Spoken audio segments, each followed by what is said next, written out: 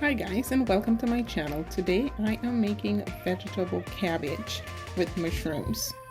These are my ingredients and they will be listed in the description box below along with step-by-step instructions. To my pan I've added 2 tablespoons of oil. I'm adding my diced onion. Allow this to cook until it is nice and translucent.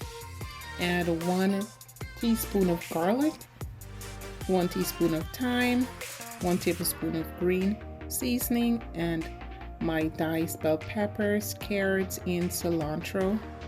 Now I'm adding my mushrooms and mixed well. Make sure everything is nice and combined. Allow the mushroom to absorb all that nice flavor. Now I'm adding my complete seasoning.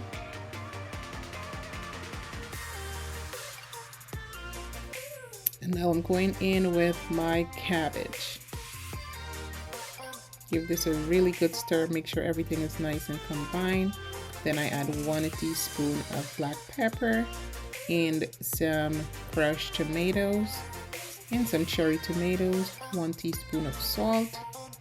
Guys, here you can adjust your seasoning to your taste and likeness.